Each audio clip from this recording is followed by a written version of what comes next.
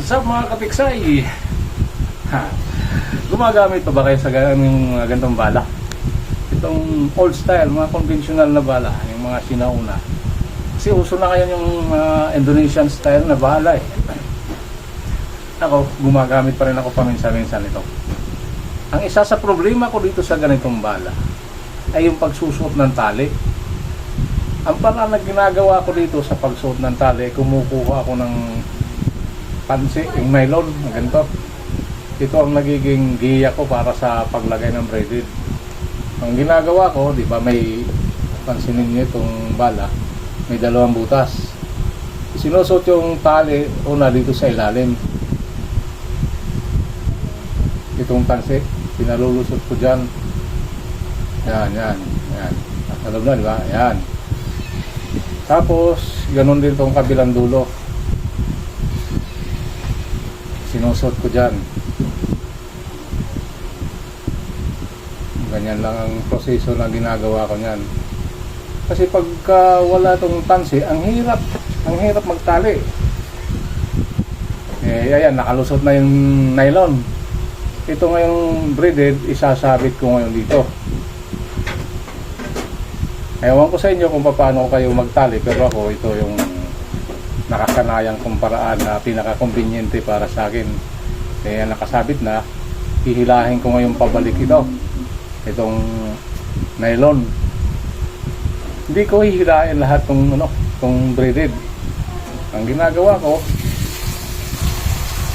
tinutupi ko itong braided at ipinapasok ko dito sa unang lumabas na loop. Saka ko hinihila pabalik. Ayan. Nahila na siya pabalik. Ang mangyayari, itong braided line natin nandito na sa sentro. O itong maiksi, hihilahin ko naman pabalik. Ayan.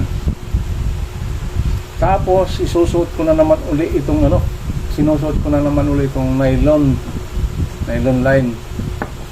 Dito naman sa gawing ibabaw na butas. Yan kikita nyo yan.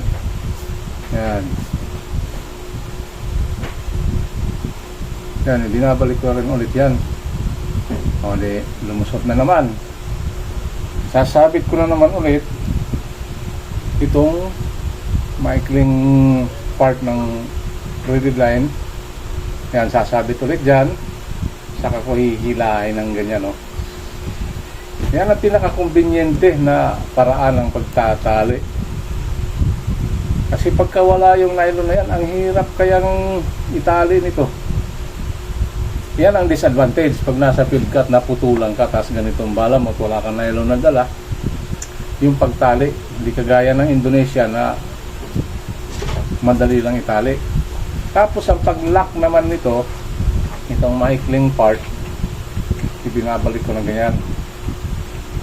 Tapos papaikutin ko dito sa loop na ito ng 3 beses. Yan, dalawa. Pag nakatatlo na, hihilahin ko na yan, lock.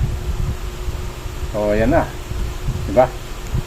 Yan ang pinaka-conveniente sa akin na pag tali nitong bala na ganito. Tapos yung sobra, yan, pinuputol na lang. Pero kung nasa field cut, lighter lang ang dala mo, pwede mo lang putulin ng lighter. So ayan na, diba? Ang problema ko lang dito sa balang to, pagka hindi tumagos sa target, ang bilis nabubunot kasi walang sima. Pero most of the time naman ay pagka tinatama na ng isda ay tagusan naman. Pero yun nga, pagka mahina ng hangin or kung ano mang dahilan at hindi tumagos at tumalagang isda ay ang bilis mabunot. So yan lang.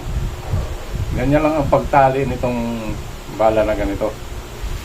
Yung paraan na ginagamit ko. Hindi ko alam kung paano kayo magtali. Paki-share naman, baka mas magandang style nyo ng pagtali ng ganito. So yan guys. Tapos may papagkakita pa ako sa inyo. Yan nga guys, nabanggit nyo kanina yung ganitong bala ay may problema. Pagka halimbawa ang tinamaan mong isda at hindi tumagos at pumalag, ang bilis mabunot. So ang ginawa ko, bumili ako ng brass tube na 6mm by 4 at pinutol-putol ko ng 1 inch. At yun na nga, ganito ang ginawa ko sa bala, sa brass tube. Yan ang ginawa kong dulo nitong bala ko. Ayan.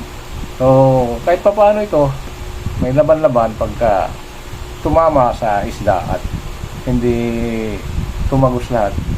Kahit pa paano may sasabitan dito. Ayan o, yung brass na yan. Dahil mas mataba ito kaysa dito sa stainless. Minodify ko lang itong balang ganito. Kasi sayang naman. Nandun ka na sa field, eh, mabubunot lang ang isda. So, ginawa ko ng paraan. Ayan. Dati itong ganito at ginawa kong ganito. Kaya lang guys, sinare ko lang sa inyo. Baka kapulutan nyo ng ideya. At i-share nyo naman yung inyong mga ideyas. Baka may mas maganda kayong ideyas nang may mapulot naman din ako. Okay guys, maraming salamat sa inyong panonood. Bye bye.